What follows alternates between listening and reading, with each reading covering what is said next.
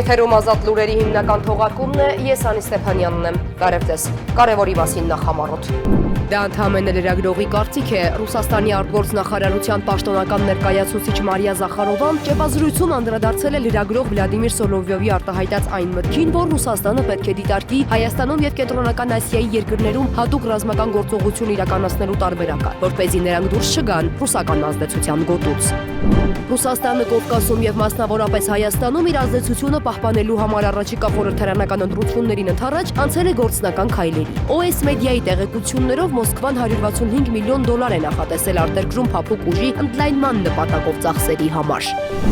Թուրքիայի արտգործնախարար Հական Ֆիդանի հայտարարությունները հայաստանյան որոշ ընդդիմադիր շրջանակներ խեղաթյուրել են, դրանք ներկայացնելով միջամտություն Հայաստանի ներքին գործերին։ Իսկ ինչ է ասել իրականում Ֆիդանը։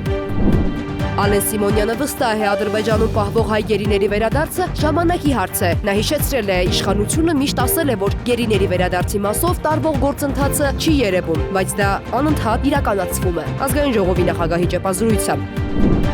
Ազգային ժողովի պաշտպանության եւ անվտանգության հարցերի մշտական հանձնաժողովի նիստում քաղաքացիական պայմանագիր խմբակցության պատգամավոր Հայկ Սարգսյանը ներկայացրել է զինվորական ծառայության եւ զինծառայողի կարգավիճակի մասին օրենքում փոփոխություն կատարելու վերաբերյալ նախագիծը, ինչ է այն ենթադրում։ Արքավճարային համակարգով անկանխիկ գնումներից ֆիզիկական անձանց հետ վճար կտրամադրվի, այն սկսել է գործել 2026 թվականի հունվարից։ Քաղաքացիները անկանխիկ առևտուր անելու դեպքում 2% հետվճար կստանան։ Հետվճարները հաշվարկվելու եւ վճարվելու են սկսած 2026 թվականի փետրվարից։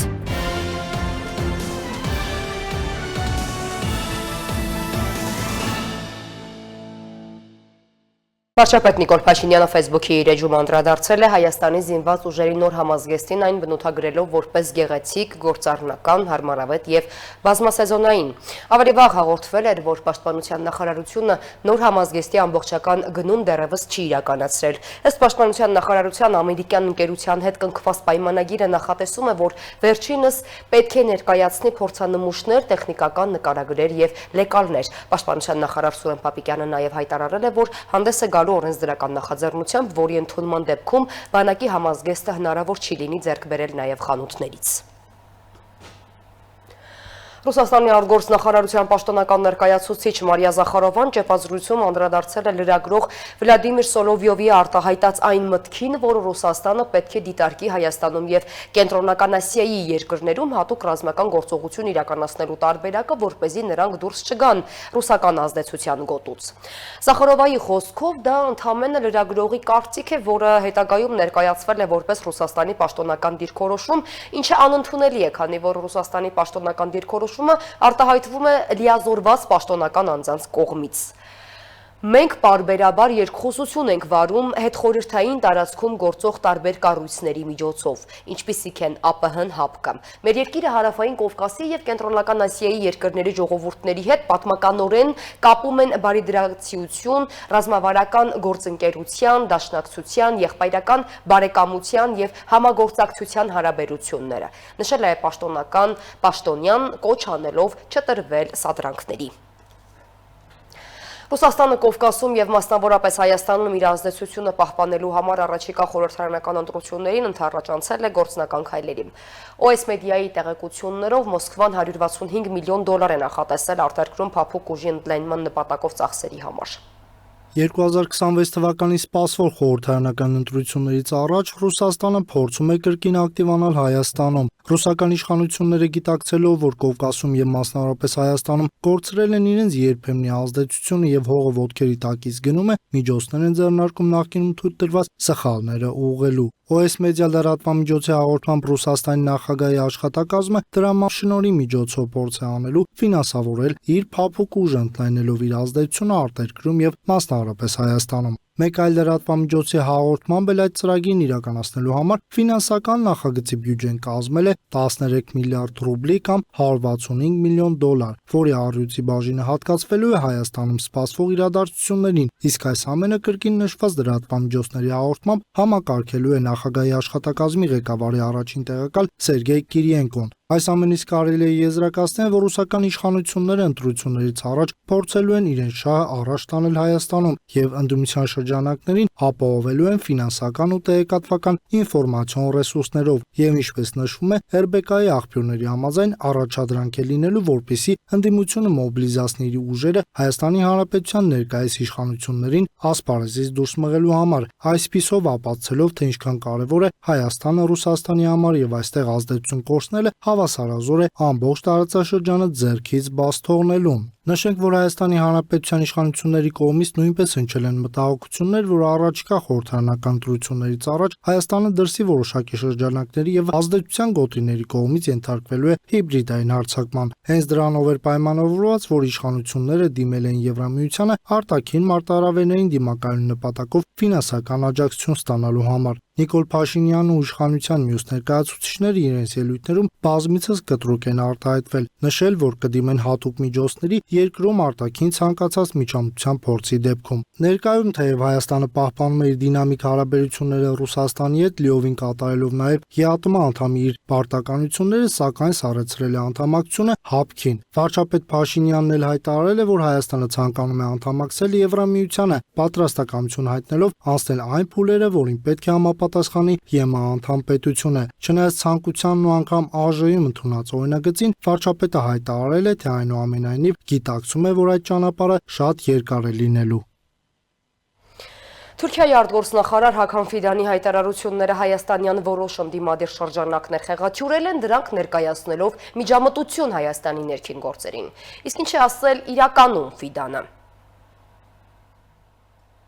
Թուրքիայի արտաքին գործերի նախարար Հական Ֆիդանի հունվարի 15-ի ասուլիսում հնչեցրած մտքերը հայաստանյան որոշ ընդդիմադիր շրջանակներ ու նրանց կողմից ֆինանսավորող որոշ լրատվականներ խեղաթյուրել են, այն ներկայացնելով որպես միջամտություն Հայաստանի ներքին գործերին։ Ըստ փաստերի ստուգման հարթակի նախորդին Թուրքիայի արտգործնախարարը խոսելով տարածաշրջանում տեղի ունեցող դրական տեղաշարժերի մասին, նկատի ունենալով Հայաստանի արտգործնախարար Արարատ Միրզոյանի եւ ԱՄՆ պետքարտուղար Ռոբիոյի միջև տեղի ունեցած հանդիպումից հետո թրիփի իրագործման շրջանակի վերաբերյալ համատեղ հայտարարությունը ընդգծել է, որ այն Հայաստանի, Ադրբեջանի եւ Թուրքիայի համար նոր հնարավորություններ է բացում եւ այս հանգամանքը ստիպում է, որ Թուրքիան վերանայի իր հարաբերությունները Հայաստանի հետ, ակտիվացնելով կարգավորման գործընթացը։ Մենք ակնկալում ենք, որ Ադրբեջանի եւ Հայաստանի միջև նախաստորագրված խաղաղության համաձայնագիրը կավարտվի ստորագրմամբ եւ որ Թուրքիայի ու Հայաստանի միջև հարաբերությունների կարգավորումը հնարավորինս շուտ կյանքի կկոչվի, որպեսզի մենք կարողանանք տարածաշրջանում առաջ շարժվել կայունության եւ բարեկեցության ճանապարհով։ Ներկայումս այս կամքը կա Ադրբեջանի, Հայաստանի եւ Թուրքիայի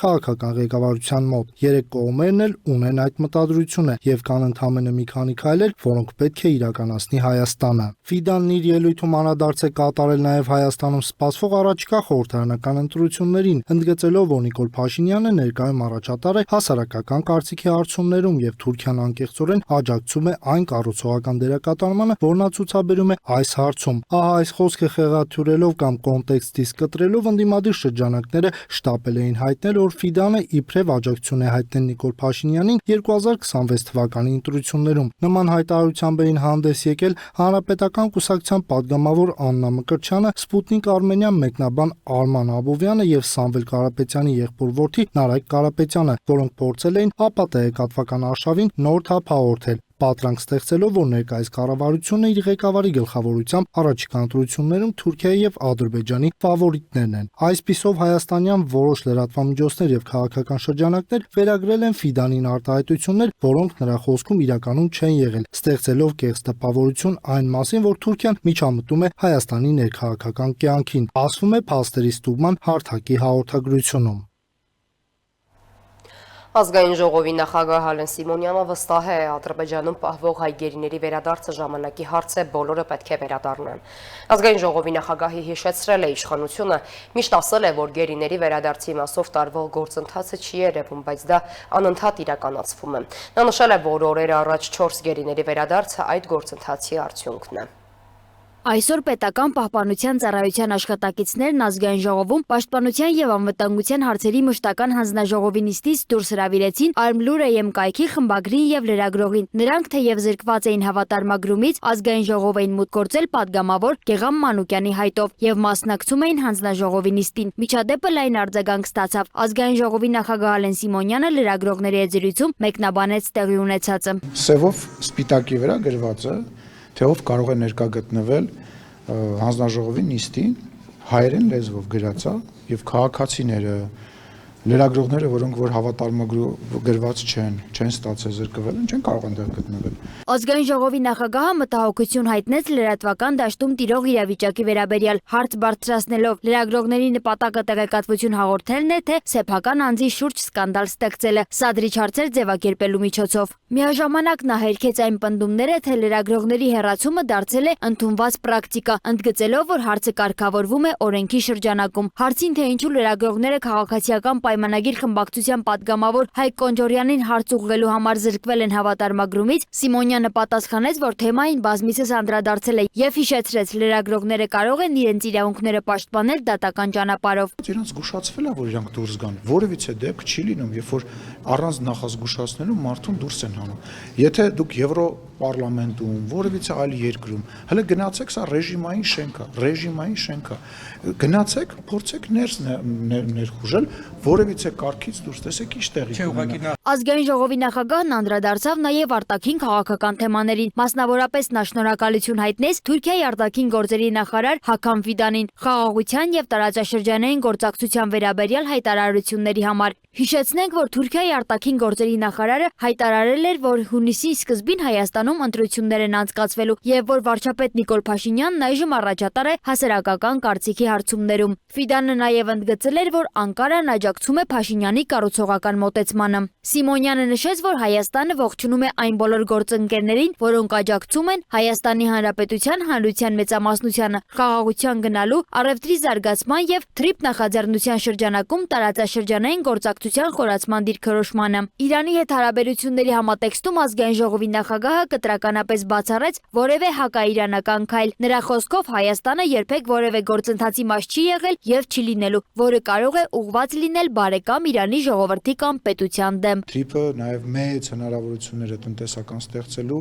տարածաշրջանի բոլոր երկրների համար, այդ թվում նաև Իրանի համար, եւ ինչ վերաբերում է մտահոգություններին, կարծում եմ, այս լարվածությունը, որը որ հիմա իրենց երկրում կա, ինչ որ ձևով երբ որ կհանգուցալուծվի, իրանք ավելի հստակ կտեսնեն, որ որևիցե նման բան գոյություն չունի։ Անդրադառնալով այն հարցին, թե արդյոք վտանգ կա, որ Ամերիկայի Միացյալ Նահանգները կարող է Հայաստանի տարածքն օգտագործել Իրանի դեմ գործողությունների համար, Սիմոնյանը բացառեց նման սցենարը, նշելով, որ Հայաստանը մշտապես կապի մեջ է իրանական կողմի հետ։ Ազգային ժողովի նախագահը խոսեց նաև Ադրբեջանում պահվող հայ գերիների վերադարձի մասին, վստահություն հայտնելով, որ բոլոր գերիները կվերադառնան եւ որ դա ժամանակի հարց է։ Նա հիշեցրեց, որ իշխանությունը մշտապես աշխատում է այդ ուղղությամբ, իսկ օրեր առաջ 4 գերիների վերադարձը այդ շարունակական գործընթացի արդյունք է։ Սիմոնյանի խոսքով գործընթացն ավարտված կհամարվի միայն այն ժամանակ, երբ որևէ հայ Ադրբեջանի բանտերում չի լինի։ Սոնա Գիշյան, Տիգրան Ղազարյան, Free News, Ազատ լուրեր։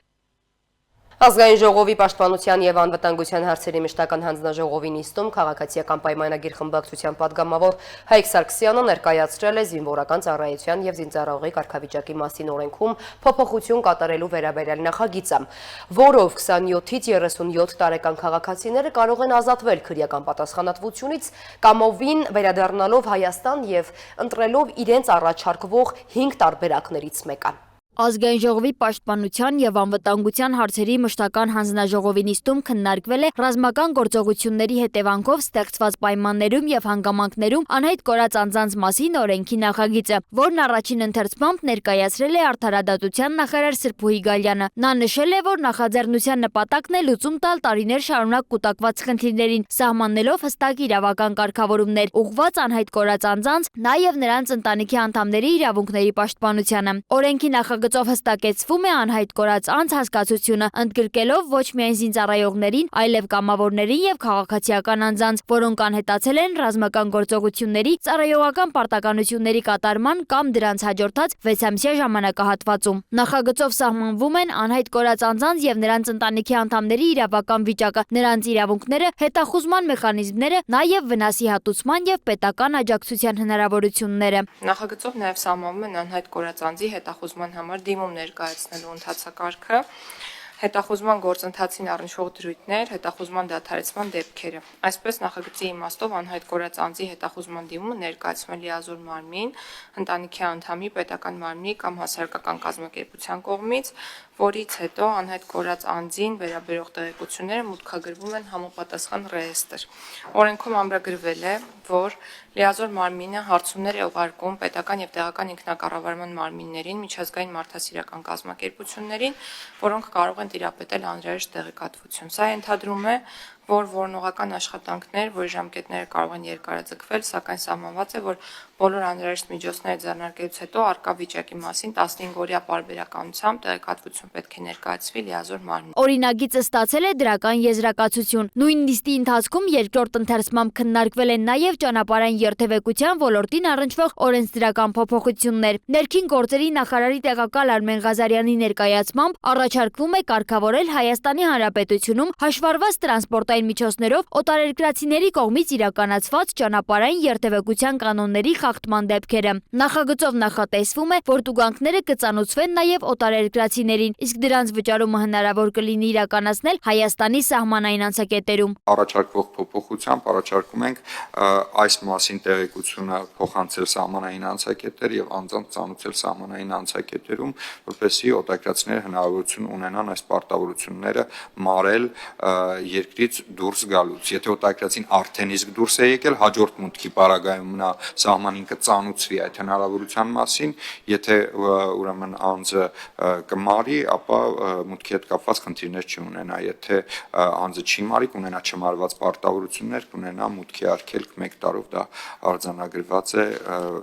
նշված օրենքով։ Քննարկվել է նաև օտարերկրացիների մասին եւ գիծ օրենքներում փոփոխություններ եւ լրացումներ նախատեսող օրենսդրական փաթեթը, որի ընդունմամբ նախատեսվում է ամբողջությամբ թվայնացնել օտարերկրացիներին տրամադրվող կացության բոլոր կարգավիճակի տրամադրման գործընթացը։ Արմեն Ղազարյանի խոսքով Հայաստանում կգործի նաև աշխատանքային վիզայի նոր տեսակ՝ պայմանավորված աշխատանքային միգրացիոն հոսքի աճով։ Առաջարկվել է փոփոխել օրենքի ուժի մեջ մտնելու ժամկետը, այն 2026 թվականի օգոստոսի 1-ից տեղափոխելով նոյեմբերի 1-ը։ Հանձնաժողովի նիստում քննարկվել է նաև ազգային ժողովի падգամավոր Հայկ Սարգսյանի հեղինակած օրենսդրական նախաձեռնությունը, որը վերաբերում է զինվորական ծառայություն չանցած քաղաքացիներին։ Падգամավորը նշել է, որ ներկայում արտասահմանում բնակվող եւ հետախուզման մեջ գտնվող ավելի քան 1200 քաղաքացի չեն վերադառնում Հայաստան ազատազրկման անխուսափելիության պատճառով։ Այս պահին ունենք 18-ից 27 տարեկան, այսինքն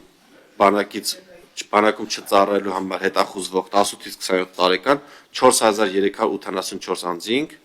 ովքեր կարող են վերադառնալ եւ անցնել պարտադիր զինվորական ծառայության։ Ունենք 27-ից 37 տարեկան հասակում, այսինքն այս իմ օրենքի սահմաններում 4076 քաղաքացիներ, բայց նրանց մի մասին նախորդ օրենքից կարող է օգտվել, մի մասը անգամ օգտվել է։ Եվ ունենք շուրջ 2000 հետախուզման մեջ գտնվող անձինք, ովքեր 37-ից 57 տարեկան հասակում են։ Ինչու եմ առանձնացնում 37-ից 57 տարեկաններին, որովհետև նրանք որ պահին վերադառնան Հայաստանի Հանրապետության, քրեական գործը կկարգվի վաղեմության ժամկետն անցած լինելու հիմքով։ Քանի որ շարունակվող հանցագործություն է բանակում չծառայելը 18-ից մինչև 27 տարեկանը շարունակում է հանցագործությունը եւ հանցագործության ավարտը 27 տարին է, 27 տարեկանից հետո 10 տարի հետո վաղեմության ժամկետը համարվում է ավարտված։ Եվ այս մեր անձինք, ովքեր օրինակ ունենք 1988 թվականին ծնված 37 տարեկան 167 տղա, ովքեր որ պահին վերադառնան նրանց քրեական գործերը կկարգվի, որևէ գումար չեն վճարի, անգամ 57 տարեկան տղամարդ ունենք, ով հետախուզվում այսօր, որ պահին վերադառնա քրեական գործը կկարգվի։ Պատգամավորն առաջարկել է 27-ից 37 տարեկան քաղաքացիներին հնարավորություն տալ ազատվել քրեական պատասխանատվությունից, կամովին վերադառնալով Հայաստան եւ ընտրելով 5 տարբերակներից մեկը՝ ծառայել 24 ամիս, ծառայել 12 ամիս եւ վճարել 2.5 միլիոն դրամ, ծառայել 6 ամիս եւ վճարել 5 միլիոն դրամ, ծառայել 1 ամիս եւ վճարել 10 միլիոն դրամ, զինվորական ծառայության փոխարեն վճարել 15 միլիոն դրամ պետական բյուջե։ Հայկ Սարգսյանը նշել է, որ նախորդ օրենքի ընդունումից հետո 2024 թվականի փետրվարից մինչև 2025 թվականի օգոստոսի 1-ը 17 ամիսների ընթացքում օրենքից օգտվել է 200 քաղաքացի։ Նախագծի ընդունումն ըստ հեղինակի թույլ կտա միաժամանակ լուծել ինչպես սոցիալական, այնպես էլ ֆինանսական խնդիրներ, խնայելով պետական բյուջեի զգալի միջոցներ։ Կառավարությունը ներկայացված նախաձեռնության վերաբերյալ առաջարկներ չունի։ Հայաստանի Հանրապետության պաշտպանության նախարարի տեղակալ Արման Սարգսյանը հայտնել է, որ կարգավորումներն ընդունելի են։ Արդյունքում Ազգային ժողովի պաշտպանության եւ անվտանգության հարցերի մշտական հանձնաժողովը բոլոր քննարկված օրենսդրական նախաձեռնություններին տվել է դրական եզրակացություն եւ առաջարկել դրանք ներառել Ազգային ժողովի առաջիկա հերթական նիստի օրակարգում։ Սոնա Գիշյան, Տիգրան Ղազարյան, Free News, Ազատ լուրեր։ Վերաքննիչ հակակոռուպցիոն դատարանը բեկանել է հակակոռուպցիոն դատարանի որոշումը, որով Տաշիր ընկերությունների խմբի հիմնադիր Սամվել Կարապետյանի նկատմամբ որպես խափանման միջոց կիրառվել էր տնային կալանքը։ Դատարանի նոր որոշմամբ Սամվել Կարապետյանի նկատմամբ կիրառվել է կալանք 2 ամիս ժամկետով։ Ավելի վաղ դատարանը մասնակիորեն բավարարել էր Տաշիր ընկերությունների խմբի հիմնադիր Սամվել Կարապետյանի պաշտպանների միջնորդությունը նրա նկատմամբ կիրառված կալանքը փոխարինելով տնային կալանքով։ Սամվել Կարապետյանին մեղադրանքի առաջադրվել իշխանությունը զավթելու եւ սահմանադրական կարգը տապալելու հրապարակային կոչեր հնչեցնելու համար։ Կարապետյանը չի ընդունում իրեն առաջադրված մեղադրանքները։ Հակակոռուպցիոն կոմիտեում քննվող քրեական վարույթի շրջանակներում նախորդին ձերբակալված 5 անձանցից 4-ի, այդ թվում պետ 3 պաշտոնատար անձանց նկատմամբ կալանքը որպես խափանման միջոց կիրառելու միջնորդություններ են ներկայացվել դատարան, որոնք բոլորն էլ բավարարվել են։ Նախորդին տեղեկացրել էինք, որ ձերբակալվել է 5 անձ։ Պետական եկամուտների կոմիտեն տեղեկացրել էր, որ Մաքսանենք ճանապարհով բջջային հեռախոսներ Հայաստան ներկրելու գործով ձերբակալված անձանց մասով քրեական վարույթը նախաձեռնվել է պետական եկամուտների կոմիտեի կողմից Հայաստանի հակակոռուպցիոն կոմիտեին փոխանցված տեղեկատվության հիման վրա։ Արքա վճարային համակարգով անկանխիկ գնումներից ֆիզիկական անձանց հետ վճար կտրամադրվի, այն սկսել է գործել 2026 թվականի հունվարից։ Քաղաքացիները անկանխիկ առևտուր անելու դեպքում 2% հետ վճար կստանան։ Հետ վճարները հաշվարկվում է վճարվում 26 թվականի փետրվարից սկսած մինչև 27 թվականի հունվարը ներառյալ։ Անկանխիկ գործարքի հետ վճարի չափը ձևավորվում է Armenian Card ընկերության եւ պետության կողմից 1% համամասնությամբ։ 2026 թվականի հունվարի 1-ից մինչև դեկտեմբերի 31-ը Հայաստանում նոր պիլոտային ծրագիր կիրականացվի։ 2% հետ վճար կտրամադրվի անկանխիկ գնումների դեպքում։ Հետ վճարները հաշվարկվում եւ վճարվում են 2026 թվականի փետրվար ամսից մինչև 2027 թվականի հունվարը ներառյալ։ Ներկայում շրջանառության մեջ է մոտ 500,000 արքաքարտ։ Հետ վճար են ստանալու միայն արքա վճարային քարտերով գործարք կատարող ֆիզիկական անձինք։ Միջոցառումն ուղղված է պետություն մասնավոր սոցիալական տնտեսական գործակցության ապահովման եւ նպատակ ունի ամրապնդելու անկանխիկ գործառնությունների համակարգը։ Կենտրոնական բանկի համար վճարային ենթակառուցվածքը քրիտիկական ենթակառուցվածքն է, իսկ արքան առանցքային դեր ունի, այդտեղ բնականաբար առանձին առևտրային բանկերը եւս ու արքան մեր ներքին վճարումների processing-ն է իրականացնում անկախ քարտի տեսակից։ Նույնիսկ եթե այլ միջազգային ընկերությունների կողմից թողարկված թղթ։ Այդ իմաստով մենք պատասխանատու արքան անընդհատության համար բոլոր քարտերը տարբերություն չկա, արքա քարտա թե այլ։ Կենտրոնական բանկը ՏՏ անվտանգության տեսանկյունից պահանջներ ունի, որը կիրառելի է բանկերի համար եւ արքայի համար եւս ու այդ իմաստով մեր խիստ ուշադրության ներքո է։ Այն նաև փոխշահավետ հնարավորություն է շահառուների համար, քանի որ առաջարկում է որոշակի պայմանների դեպքում անկանխիկ գործառնություններից գումարային վերադարձ ստանալ, բայց ոչ բոլոր գործարքների դեպքում է վերադարձ լինելու։ Սահմանված է շեմ, հետ վերադարձը կլինի 1000 դրամից բարձր անկանխիկ գնումների դեպքում։ Հետ վճարի ժամկետը հետ ստանալու մինչև նախորդ ամսվա դիմաց կատարած վճարումների դիմաց հետ վճարը կստացվի մեր սպառողները կստանան մինչև հաջորդող ամսվա 25-ը։ Ծրագրի ժամկետը նախատեսված է 2026 թվականի հունվարի 1-ից մինչև 2026 թվականի դեկտեմբերի 31-ը ընդգրկող վճարումների դիմաց կատարված գործարքների վրայի կիրառվելու, իսկ հետվճարը ստանալու են 2026 թվականի փետրվարի ամսից մինչև 27 թվականի հունվար ամիսը ներառյալ։ Անկախի գործարքների հետվճարի չափը ձևավորվում է Armenian Card ընկերության հատկացումներից եւ պետության կողմից 1% համամասնությամբ։ Ընդհանուր արկանտում բանկերի կողմից թողարկված քարտերի քանակները կազմում են 4 միլիոն հատ, որոնք ընդհանուր 1.8 միլիոն քաղաքացիներին են, քարտապահներին են պատկանում, իսկ արկա քարտերի ընդհանուր թիվը այս պահին գործող 778,000 հատ քարտն է, որոնք պատկանում են 623,000 քաղաքացիների։ Այս տեղեկատվությունից պարզ դառնում, որ ամեն երրորդ քաղաքացին ունի արկա քարտ, իսկ ինչ վերաբերում է գրոհելու մեր բանկերին արկա քարտերի թողարկման մասով, այո, ակտիվությունը բարձր է, բայց մեր բանկերը սպասարկում են բոլոր ցանկացողներին եւ տրամադրում են քարտեր։ Ինչ վերաբերում է հետվճարի արդեն մեկնարկած ծրագրին, ուզում շեշտել, որ այո, արկա քարտերի շրջանառությունները արդեն էական աճը արդեն տեսնում են, դինամիկան տեսնում են ու կարծում ենք ել ավելի արդեն բարձր աճ տեմպ ունենանք։ Թեև Հայաստանում առհասարակ խրախուսվում է անկախիկ գործարքների իրականացումը, սակայն հաշվի առնելով սպասվող խոսքերը, տեխնիկական խնդիրներից եւս հնարավոր չէ խուսափել։ Այո, 2025 թվականին ունեցել ենք թվով 3 հիմնական խափանումները, որոնք ընդհանուր համակարգային համասարություն ա եղել, հիմնականում պայմանավորված են եղել տեխնիկական խնդիրներով, որոնց մասով մենք ներկայացրել ենք դիտարկումները, իսկ ինչ վերաբերվում է հետվճարի նախագծի շրջանակներում աճի միտումներին, այո, կանխատեսումներն իրականացված են ընկերությունը պարբերաբար իրականացնում վերազինման աշխատանքներ, թե մարդկային ռեսուրսների առումով, թե տեխնիկական միջոցների ապահովման մասով ու այն կանխատեսումները, որ մենք իրականացրել ենք, ամբողջությամբ պատրաստ ենք ապահովել այդ սպասարկումները,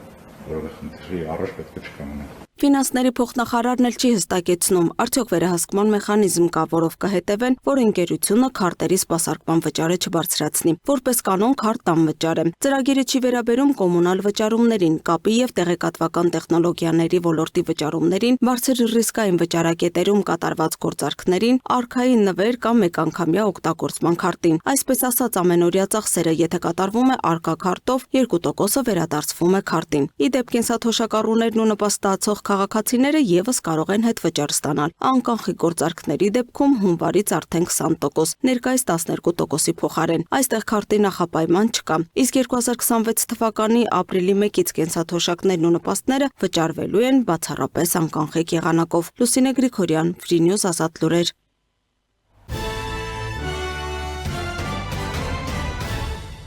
ՆԱՏՕ-ն Գերմանիայում սկսել է տարվա ամենամեծ զորավարժություններից մեկը առանց Միացյալ Նահանգների մասնակցությամբ, նշում է, որ զորավարժության ընթացքում դաշինքի 11 երկրից մոտ 10,000 զինվորական ժամանելու է Գերմանիա, բերվելու են տարբեր սարքավորումներ եւ ռազմական տեխնիկա։ Գերմանիան ժամանակավորապես դարձել է ուժերի տեղակայման եւ դաշնակիցների համակարգման հիմնական լոգիստիկ կենտրոն։ Միջազգային եւ տարածաշրջանային մյուս նորություններին տեսաշարով ծանոթացեք։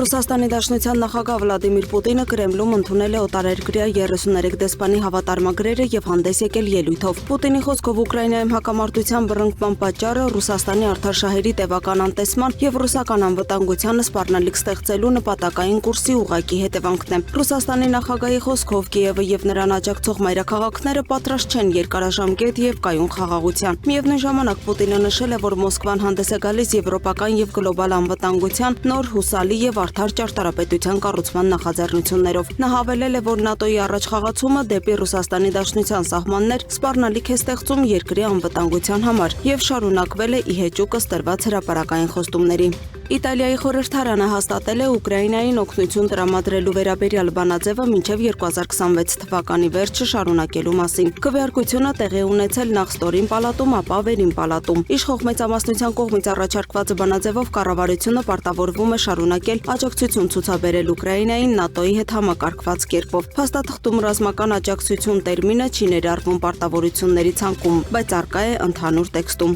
Մեծ Բրիտանիան հայտարարել է, որ Ուկրաինային կտրամադրի 20 միլիոն ֆունտ ստերլինգ կամ 26.7 միլիոն դոլար արտակարգ էներգետիկ օգնություն։ Ավելի վաղ Վոլոդիմիր Զելենսկին հայտարարել էր, որ Ուկրաինան արտակարգ դրություն կհայտարարի էներգետիկ ոլորտում էլեկտրաէներգիայի լուրջ անջատումների պատճառով։ Այս ֆինանսավորումը կապահովի կենսականորեն կարևոր արտակարգ աջակցություն ամբողջ երկրում էլեկտրամատակարարման վերականգնման, պաշտպանության եւ արտադրության համար, ասվում է Մեծ Բրիտանիայի կառավարության հայտարարության մեջ։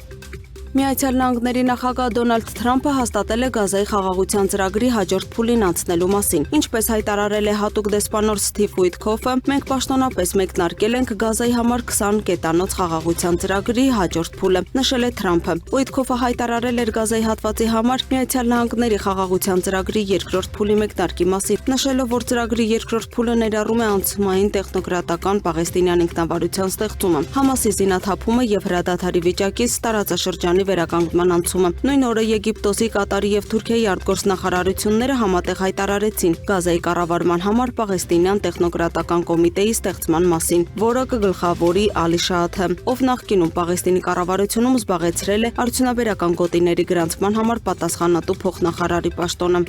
Միացյալ Նահանգների նախագահ Դոնալդ Թրամփը մեծ պատիվ է համարել Վենեսուելայի ընդդիմադիր քաղաքական գործիչ Մարիա Կորինա Մաչադոյի հետ հանդիպելը եւ շնորհակալություն է հայտնել նրան Նոբելյան խաղաղության մրցանակի մեդալը իրեն հանձնելու համար։ Մաչադոյի եւ Թրամփի հանդիպումը տևել է ավելի քան 2 ժամ։ Ինձ համար մեծ պատիվ էր այսօր հանդիպել Վենեսուելայից Մարիա Կորինա Մաչադոյի հետ։ Նա հիասքանչ կին է, ով շատ բանի միջով է անցել։ Մարիան ինձ հանձնեց Նոբելյան խաղաղության մրցանակը իմ կատարած աշխատանքի համար։ Փոխադարձ հարգանքի այսպիսի հրաշալի ժեստ։ Շնորհակալություն Մարիա, ասել է Թրամփը։